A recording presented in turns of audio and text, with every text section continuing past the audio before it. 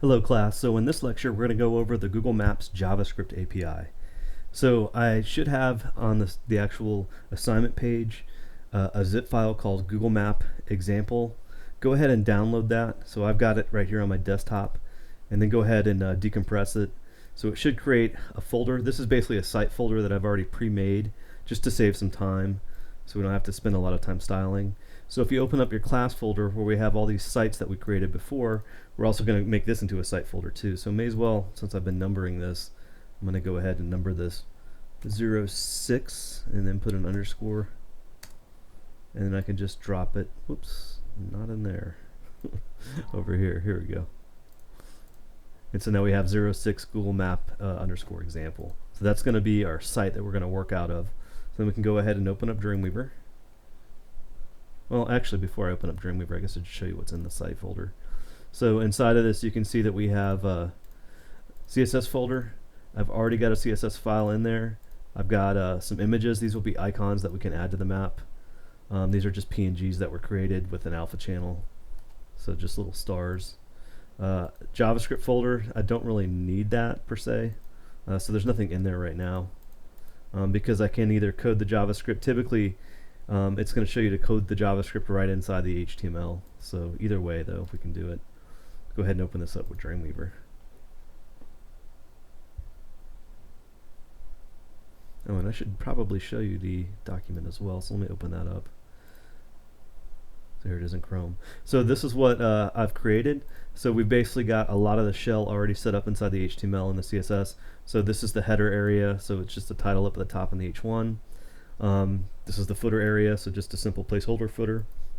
Then the main section right here, the main content, I've got two columns or two sections with a H2. So this is company headquarters. A map is going to go here.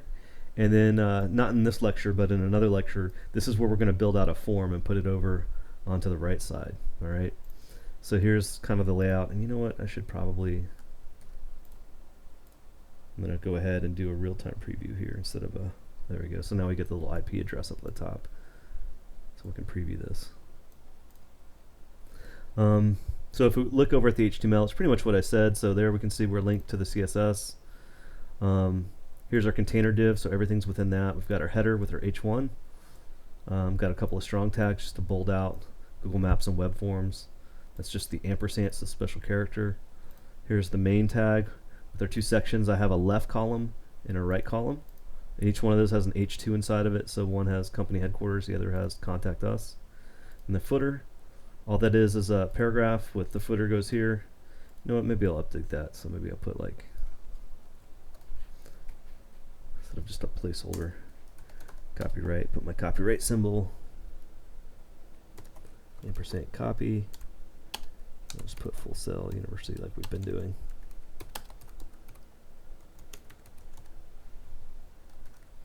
And then these little ampersand S dot semicolon, those are the dots on either side. Those are special characters. That's how you make a dot. And you got little dot dots, dot dot dots. So that's what that is. All right. Here's the CSS. CSS is rather simple as well. So we've got our wildcard selector that selects everything. Remove the margin and padding. Selected the font family. This time I went with serif fonts. So Georgia, Times New Roman, and Times. Our background, there's our color. It's just a gray and then a dark gray text color. Our container, our width is 1170. Centered it using margin 0 auto. The header, just made sure the width was 100%. I gave it, instead of just a height, I gave it a minimum height. So if for some reason that header gets larger, it will grow with it. If you just give it a fixed height, it won't grow with it. And this is put it in border on the bottom. It's just a dotted border, and it's a dark gray color. Let's see the H1, styling that. I'm just putting padding on the top. So it's putting 15 on the top and then 25 on the left for the padding. And then here I'm doing a text align center to center it up. And then a color as well, which is a dark gray, or a light gray actually. Let's see, and then on the strongs I'm making it a darker gray. Let's see, on the main I'm just giving it 2 padding on the top. On the H2s in the main, border bottom dotted, padding on the top and bottom up 10 pixels, and I'm text aligning the center, so that's basically these guys right here, styling both those. Then I'm setting up the left call, giving it a width of 560 minimum height of 300 pixels. So again, what that minimum height is doing is if I remove the minimum height, if you don't have a height matches whatever the content is inside of it. So now it doesn't have a height at all. Well, just to kind of show you that, I guess I'll put a background color, try red. So the height becomes just the text right there. But if I put that minimum height in there, min height 300 pixels. Now the minimum height becomes 300 pixels tall. Whoops. There it goes. So now you can see the whole thing is 300 instead of just the height of whatever this is. And since it's minimum, what that does is it allows it to have some space. If the content becomes larger than 300, it will actually grow to get bigger. So it will allow it to expand. If you just say height will not allow it to expand. All right. And I'll try to reiterate that later once we get some content in here. So the same thing's going on with the right column, with the exception of instead of a float left, it's a float right. The footer, let's see, we're clearing our floats, setting our color for the footer to be light gray. Width is 100%, minimum height is 75 pixels. Give it a border top. And then on the paragraph, there's the color of the text, center to the text, and give it a line height of 75 to kind of center it up a little bit.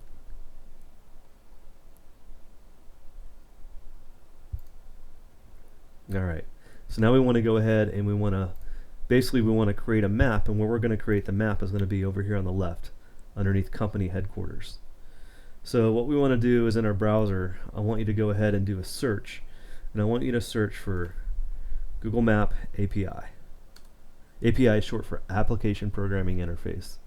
In other words, JavaScript developers that are hired from Google went ahead and coded this. Pretty much those plugins too that we did for jQuery, those are considered APIs as well. Somebody else coded it and let us add to the code so that we can customize it to kind of make it work with whatever project we're working on. So that's the same thing with the Google Maps.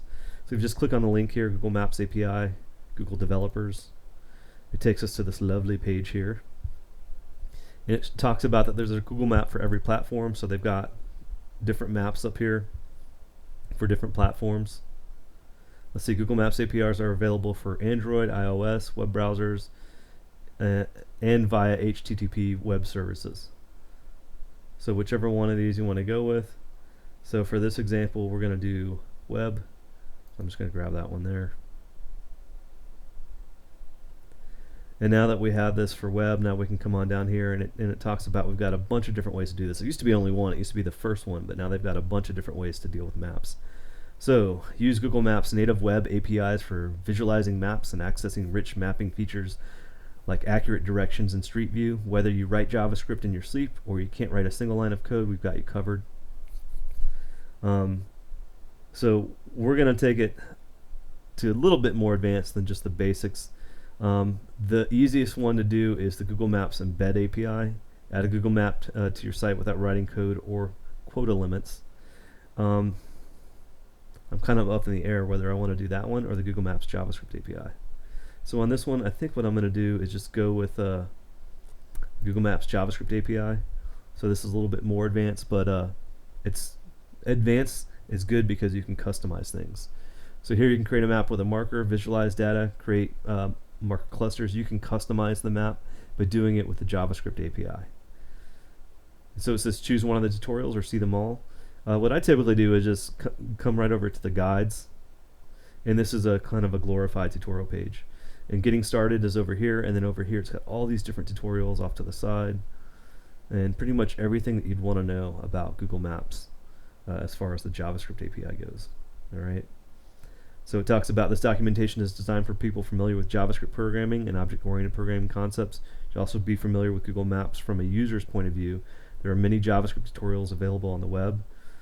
This conceptual documentation is designed to let you quickly start exploring and developing the applications with the Google Maps JavaScript API.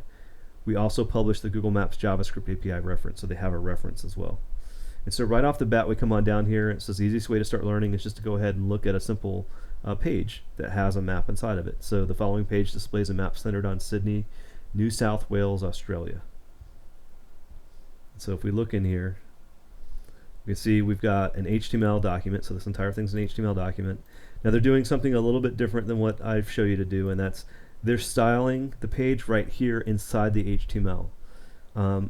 We show you to style it with a separate CSS file, but you can actually style it right up in the head by using the style tag. You can see all the code inside of this is CSS. We don't recommend you do that just because if you've got a large website, I mean, if you've got a website that's more than 5 pages and you style every page right up here in the body, if you have to change like the style of one item, like for example the H1, that means you now have to change it on 5 or more pages. Whereas if you use a separate CSS file, you only have to change it once. They're just doing this and putting it right up here in the head to make it easier for us so that we don't have to go to like another page to look for CSS. It's all right here contained right inside the HTML document. All right. So we've got little comments inside here. It says always set the map height explicitly to define the size of the div element that contains the map. So if you notice here they have an ID called map and the height is 100%. Well, if you look down here in the body, you can see there's a div with an ID of map. So it's making sure that the height has dimension to it, or that map has a height which has dimension to it. This says this part is optional from here down. You don't need to have it all. So really all you need to do is define the map's height. This is what they're doing, is making this 100% of the HTML and body, so it fills in the window with the map. All right, so we're not going to fill in the entire web page with a map. Then we can come on down here, skip. So that was just the styling. Come down here, so we have the div ID map that I said that it's styling up here. So that gives it some dimension. And then this is the scripts that actually get it to create the map. All right. So this right here, this script is the script that we're pulling from Google's servers, and then we're customizing it with this script here. So this is a variable of map, so it's just declaring it as a variable. Remember, variables just store information or data. So this is just setting it up. It's not storing anything yet. It's just saying, hey, this is going to be a variable called map. Later we're going to store information in it. Then it has a function here. So this function, they call it a initmap. This function, remember, a function just runs code. You can have one line of code in here, or you can have multiple. Now this is a named function. Before we were working with what we call anonymous functions. So this is a named function. It's named initmap, and that just means to call this, to tell it to run this code, we can call it by that name, initmap. And where it's being called is down here in this script. At the end of this, you'll see it says callback equals initmap. What that callback means, calling that function, calling back that function, is basically it means run the function. And so this code inside of the function from here to here is literally what generates the map. And so we need to basically grab that variable, and now we're setting that variable equal to some data. So the data it's now going to be equal to is an object. So this object is called Google. Inside of it has an object called maps, and then these are the properties of that is map. So the map object, it basically has an ID that we want to load into. So this document.getElement by ID map is saying that we're going to be loading the map into this ID up here. All right. Then we need to pass it a minimum of 2 parameters. What's the center of the map? So the center of the map, we got to pass it an array. Remember, arrays are the curly braces. And inside of this, we have a latitude and a longitude. So this is the center, latitude, and longitude of the map. So when we look at the map, it centers up at that latitude and longitude. The zoom level is how zoomed in or out you are. It's a number between 0 and 20. The higher the number, the more you're zoomed in. The lower the number, the more you're zoomed out. And then the last thing down here with this guy, you'll notice that it has your API key goes here. It says click to insert your credentials. Well, in order to get this code to work properly, you actually need to get an API key. Years ago, Google Maps put out Google Maps for free for everybody. Well, since more and more people and the internet's gotten more and more popular over the years, Google has been finding that there's a lot of traffic that gets hit from these maps. So when we're loading this map up on our web page, that data, a lot of the data is being pulled from the Google servers to our web page. So when people are viewing that map, it's affecting the Google servers. So the more and more millions of people that start using the internet and are looking at Google Maps, the more and more Google's servers are getting taxed and slowing them down. So what they want to do is they want to start getting some money for that, since it's taxing, their equipment and they're paying for that. And not to worry though, because the thing is that you have to give them a credit card, and we're not going to give them a credit card. We're going to set up a key. It's going to give us a key, and what it does is the limitation is if your map gets 25,000 hits in a 24-hour period in one day, then they'll start charging you. And I think it's like, I forget, I think it's like 25 cents or 50 cents or something like that per like, I thought it was like 10,000 extra or something like that. But 25,000 hits on a map in a day, that's a lot. So you got to have a pretty darn nice website going on. And if you have a website where you're getting that much traffic, I would assume you're probably making a lot of money to be able to afford the traffic that you're getting for whatever product or service that you're selling on that website. So for us folks that are poor, all you have to have is a Google account, and you do not have to give them your credit card information. Okay, and it's not going to charge you even if you have like some like Google Pay set up somewhere else, unless you go through and set that up. All right, you have to go in and actually do a lot more clicks than just setting up an API key for it to charge a credit card. All right. Now to view this example here, if we just click on this little link underneath, this is the map. Now this isn't actually what it looks like when you click full screen. This is what it's really generating, is this map. All right. So that code that we just read, it's generating this map right here. Okay. Click back. So they just put it in this nice little thing here and show you the code again right below it, and click back again. And so then they kind of just walk you through what's going on here. Even in this simple example, there are a few things to note. We declared the application as HTML5 using the document type declaration up at the top. So it's saying you have to do that. Look, we've already got that. Dreamweaver does that for us when we make an HTML5 document. So done, good to go. We create a div with the element name map to hold the map is the second thing we do. So we haven't done that yet. So let's come back over to our code. Let's find that section left column, because this is where we want to put it. The tabbing's a little messed up. Fix that. Oops. I don't know how I messed that up. There we go. So in here, we're just going to make a div ID map. Close it.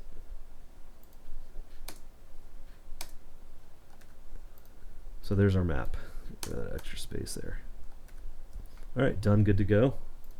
Going back over here, we define a JavaScript function that creates a map in the div. So that would be this function right here, this script. Whoops, I didn't mean to hit save on the web page. I meant to hit save over here. So to define that script, and if you notice, it's right before the body, the close body tag. So we're going to go find the close body tag down here. Put it right before that. And so here we can just do a script tag. So script tab. I guess let me zoom that in.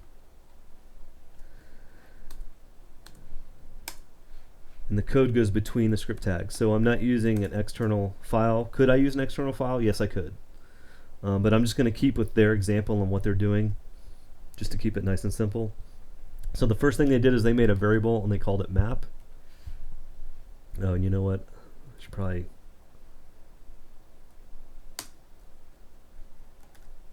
Oh no, alright, so I'm good. Now we want to make our function. So this time our function, when we write it, function, then space, we're going to name it. So init map. I think init is probably short for initialize. Now you could name this anything you want. And then we do our open close curly braces, and then the code goes between the curly braces. Now on this one, when you have a function, this isn't really a statement or a command. You do not need to do the semicolon here. All right. So functions don't need the semicolon. Okay, so now we want to say map and set it equal to our object. So we had a Google object, and inside that it has a maps object, and inside that we have map. Open close parenthesis. Now this is a command or statement, so then we end it with a semicolon. So that, if we look back out here, is basically this part, but without the parameters. So I haven't put the parameters inside, like this isn't inside and this isn't. Now it is case sensitive. Oh, and I forgot the new in front of it. I gotta say new. Very important. There we go. So new, Google has to be lowercase, then dot maps has to be lowercase with the S on the end, and then this map has to be uppercase M. All right. Then we need to pass it which element is it loading into. So we go right there. If you look back, see document.getElementById by ID map. And it is case sensitive with that getElementById by ID as well. So document.getElementById by ID. Now this is a built-in function or command inside of JavaScript, so it does recognize it. And then in parentheses, and then in quotes, you put the ID, which is map. See, just like that. Then comma, and then we put our array after that. So comma, and then our array goes like that, open, close, curly braces, and then we can hit return to start adding our parameters for the map. Alright, so now we've got center, and then we've got zoom. So I'm going to say center, and then that's an array. And we're going to go get the latitude and longitude here in a minute. I meant to hit a comma, there we go. And then zoom. And then that's a number between 0 and 20. I'm just going to put it not at 19, I'm going to put 10 just to go halfway. Now we need to decide on what's the center of the map going to be. So that's what we got in here, and we say lat colon comma LNG for longitude, or not comma, it's, I believe it's colon, or not colon, but symbol. Double check. Yeah, it is a comma, I was right. Comma LNG colon, and then we got to go get our values for that. So lat, ling. So to find out our latitude and longitude of where we want this map to be centered, we use Google Maps for that. If you just go to maps.google.com and just search for whatever you want. So let's see.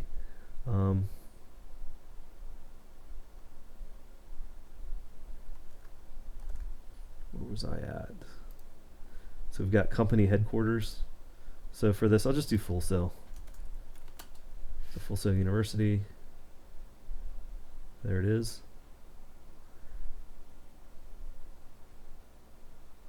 And then I'm just going to put it, I guess, somewhere centered around where it has that text of Full Sail University. I guess I'll do it right there. Their little lobby for building 2. So what you do is you can right click or control click and you say what's here.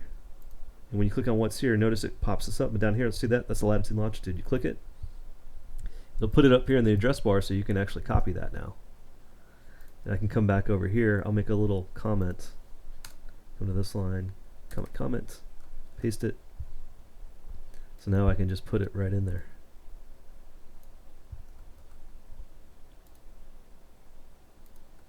So there's the first, that's the latitude, here's the longitude. Save it. Come on back over to the getting started. So that was step 3.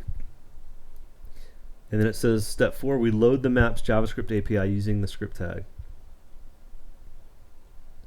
And that's going to be this part right here. So we need that. Copy. That goes after.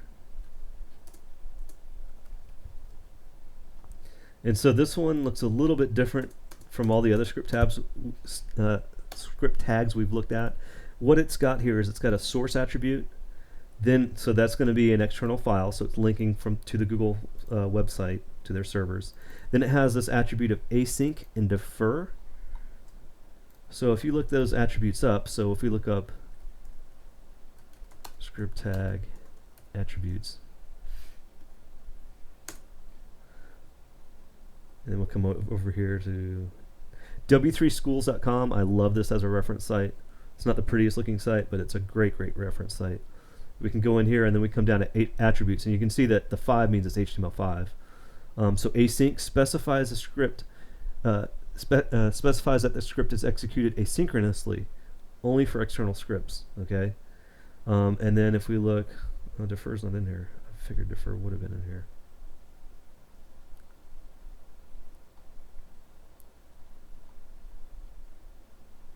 Oh, I'm surprised it's not in there. But really what that means is, because that's not really layman's terms, asynchronously. It just means it's going to download it on the fly. Oh, they do have it. The script is executed asynchronously the rest of the page, with the rest of the page. The script will be executed while the page continues parsing. So basically the way script tags work is when the browser sees a script tag, it doesn't allow anything from this point below to run until it's done with all the code inside of this script. When you set it to async, what it does is allows it to, okay, I'm going to allow the rest of the page to load while I'm running this code at the same time. And typically that's why we as JavaScript developers, if you're using jQuery, we use that document ready. Or if we're not using jQuery, we're just using plain old JavaScript, we put our script tags right before the close tag of the body to let the rest of the page load. Because if you put it up in the head, as you saw when I played with my alerts before, if there's code up in the head and it's having to pause to run code up there, the page will be blank. It'll just be white. So this is to help stop that. So that's what that async and really the defer is doing as well. Let me go back and see. I'll just put in defer. I'm sure I can find it.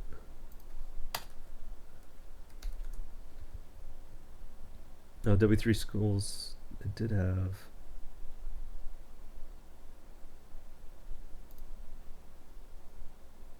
Yeah, they have it. They just have their own little page for it. The defer attribute is a Boolean attribute. When present, it specifies that the script is executed when the page has finished parsing. Okay, so it allows it to run this whole thing. That's what the async does. But once it's done, then it'll go ahead and run the code that's in here, which is basically from the Google servers, which then generates the page. So that's why it's async and deferred. That thinking, you could actually probably put this up at the top or in the middle and it would still work. Okay, so next thing we need is an API key. So let's come on back over to getting started. So right here it says click to insert your credentials. So if you click in there, I do have a Google account. So you have to have a Google account. And it's going to ask me what project do I want and then what credentials do I want. I've already got projects made, which I tried to get rid of these, but it takes 30 days to cancel them. So you can also come over here to this, see underneath getting started. Then you have authentication and quota, get API key. Click on this guy. Click the button below, which guides you through the process of registering a project in the Google API console. So there's a console for Google developers. It activates the Google Maps JavaScript API and any related services automatically and generates a generic unrestricted API key. Tip: during development and testing, you can register a project for testing purposes in the Google API console and use a generic unrestricted API key. When you're ready to move your app to the website into production, register a separate project for production, create a browser restricted API key, and add the key to your application. So get a key. See, now it's giving me where I can create a new project. I don't think before I could. So this is a lecture. And really this is, I think, 2.0 lecture. So I'll do that, lecture 2.0. Oh.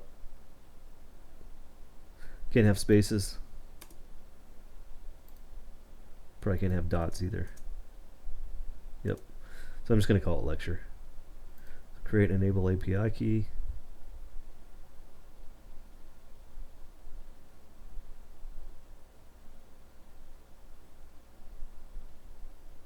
Hurry up and wait.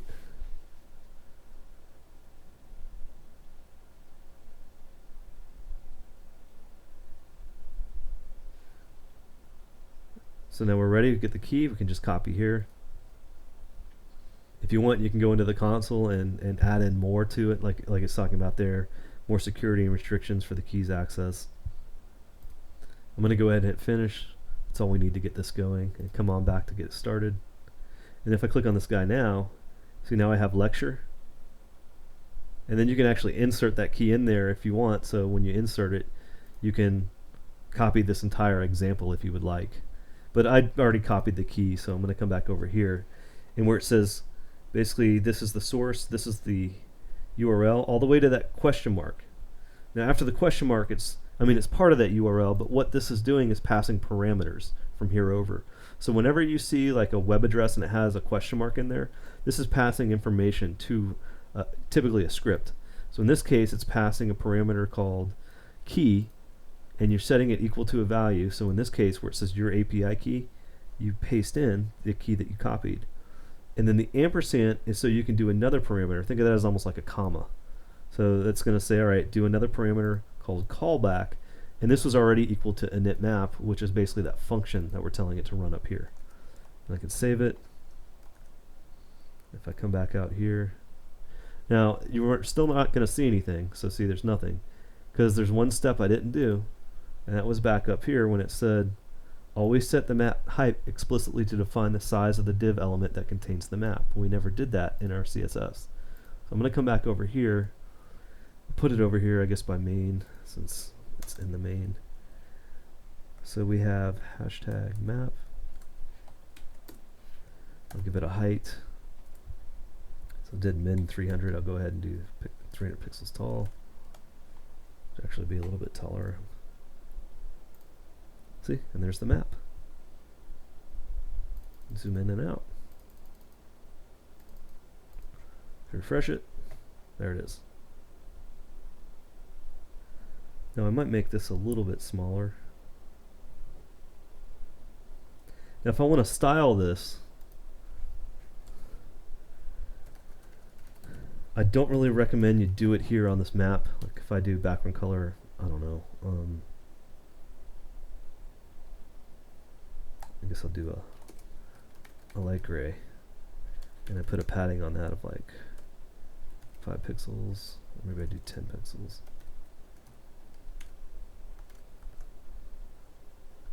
Notice, oops. Notice nothing updated. That's because this map is being, or this div of map is being affected by the JavaScript. So typically, if I want to style a map, what I want to do is make something style something that it's a parent of. So essentially, what I want to do is come back here, find the map, and I could make an article.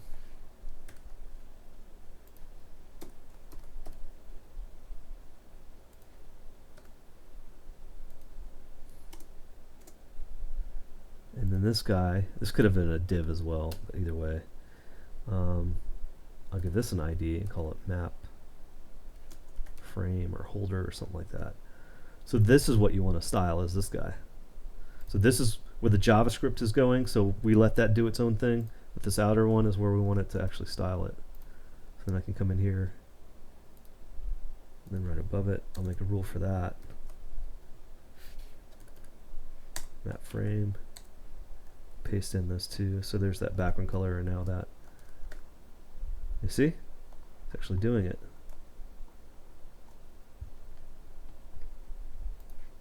So then maybe I put on this border 1 pixel solid. Do dark gray. Save it. So now it's got a border around it.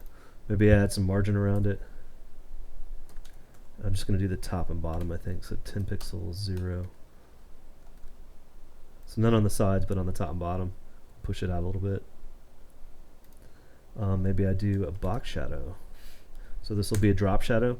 Box shadow has a value that you can put optionally at the very beginning, and that's if it's inset shadow or not. So I'm going to type inset, no offset.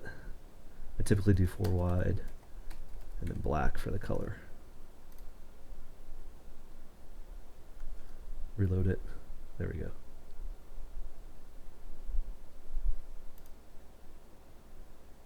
Maybe make that 2 instead of 4. See what that looks like. Save it. I think I like that better. It's a little bit more refined.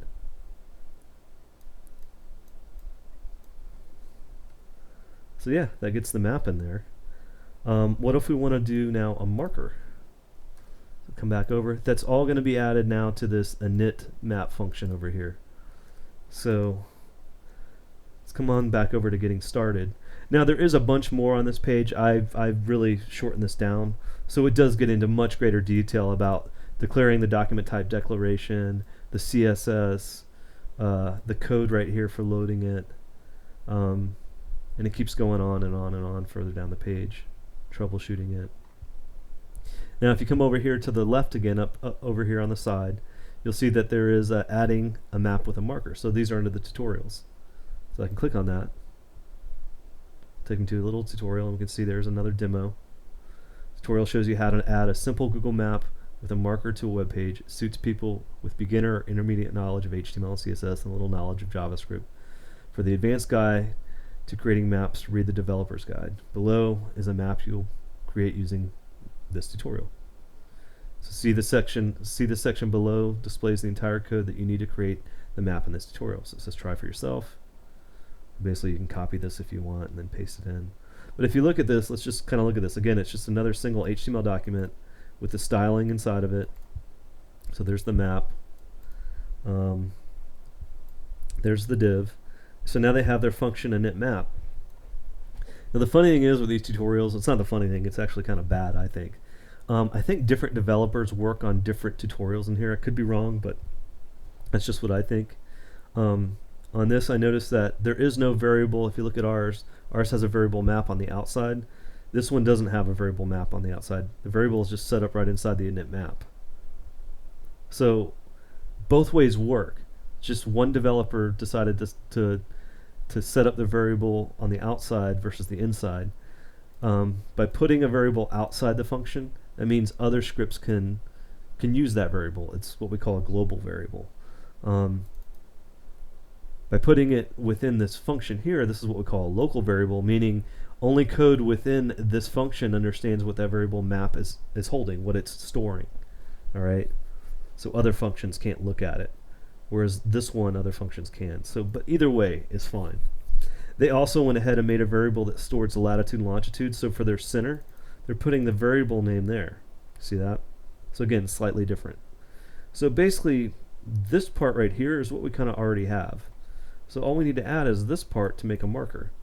So they're making a variable, they're calling it marker, and then they're doing a new Google Maps. This is an object. It has to be written exactly like that. Lowercase Google, lowercase maps, uppercase marker. And then the position of the marker is the latitude and longitude, which in this case is just the same as the center of the map. It's only one marker. And then what map is the marker going on? It's going on, well, the variable map, which is this guy. So it's that easy, super easy. If you want, you can even, like here, I'll do it slightly different than theirs. You can do a variable up here and say marker. Does it have to be named marker? No. It doesn't have to be even named map. You could change these names to whatever you want, whatever makes sense to you. So now I can say marker equals new, it's google.maps.marker with an uppercase. Not a lowercase. Close parenthesis, semicolon to end that line, and then inside of it we need an array, so we're going to pass parameters, multiple items. And now we can say position, and then we can put the same latitude and longitude right here. That's the center of the map. And then we do a comma, whoops, not a dot, comma, and then what map is it going on? Well, we use the variable map. So it's going to reference that variable right there. Save it. Come on back out here, and there's your marker. So it uses the default marker. Okay, so if you notice, you can click on it, but it doesn't do anything. But notice you get a little hand cursor. So that typically means that something should be going on with that. Well, there's some other parameters you can add to this. Not sure if they show it in this example. Adding marker, we've already done all that. Try it for yourself. Again, if you go further down the page, it just goes into more detail about each one of these. Getting the API key we already have.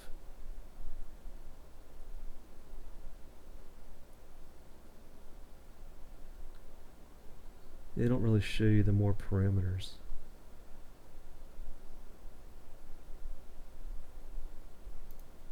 Yeah, let's just jump you down the page. Well, there's some more parameters you can add into this. So here, you can also add a title. And it's a string, so string just means it's in quotations. So in this quotes, you can put, the title of whatever this is.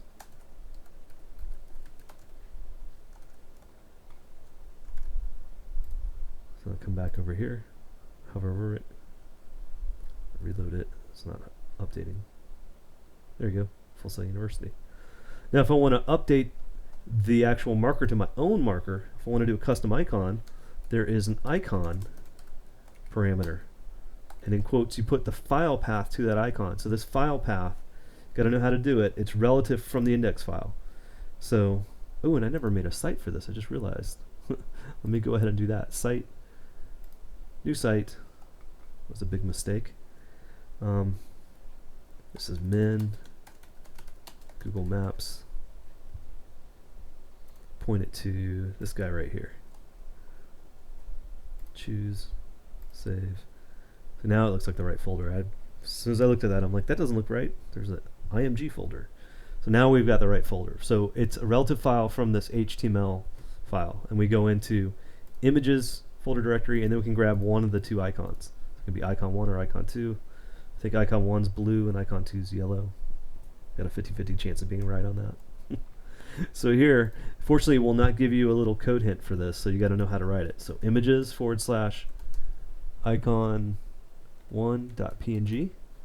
But you can kind of check it if you hover over it. Usually, if it's right, yeah, it gives you a little preview. Old versions didn't do that, so that's kind of nice. And if I come back out here, see, it's already got it. Hover over it. The image size, if you're going to be using markers,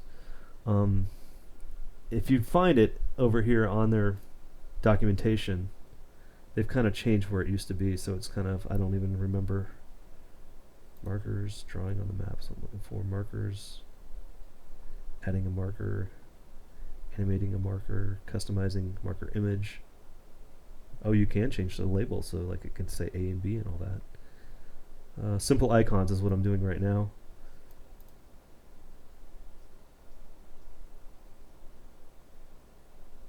It doesn't even say. It used to say for the size that it will scale it down to fit. That's not true. If you do an image that's too big, it will be too big to even see whatever's on the map. So like these, I believe I made them like 40 by 40 or something like that. So, and obviously they do support alpha channels because it is a PNG with alpha. Yeah, they are 40 by 40. So that's kind of a good starting point if you want to do a custom marker. And also I added a little drop shadow to it to kind of make it, you know, stick out from the page as well. But yeah, so that's where you find it, is over here under the drawing on the map under markers. That's where it talks more about that. And you can see it gets into a lot more stuff as well. There's a ton of stuff you can do with this.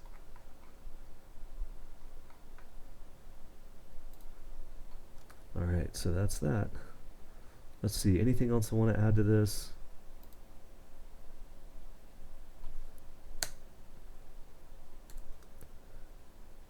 Thinking maybe a paragraph below. Maybe I do like a full, I could spell university. Was it 3300 University Boulevard, Winter Park, Florida 32792, I believe is the zip. And since this is in a paragraph, even though I have returns there, it's going to try to make that all one line. See, all one line. So I have to put a break after each one of these. The hotkey for break is Shift-Enter. I'll do a break. That means put a return in there. See, now it's one on top. And maybe I give this like a class and call it info. Come back over here under map. I'll just say dot info.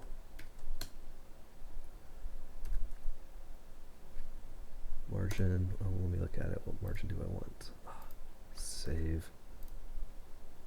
I just want it on the bottom, so I'm just going to do margin bottom.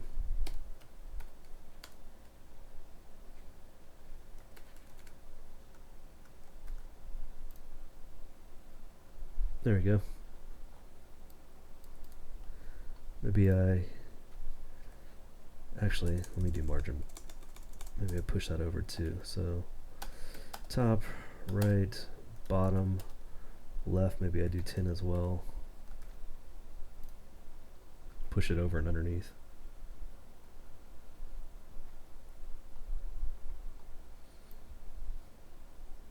There you go. If you want to zoom that in more, like when I refresh it, you notice it starts kind of out. So remember, you can come back over here and just come to your zoom level and just, so 12. Higher the number, the more zoomed in it is. So want it even more, say like 14. Save it. There you go. That's how to do the Google Maps. Anyways, if you got any questions about this lecture, please feel free to contact me. Thanks a lot. Bye.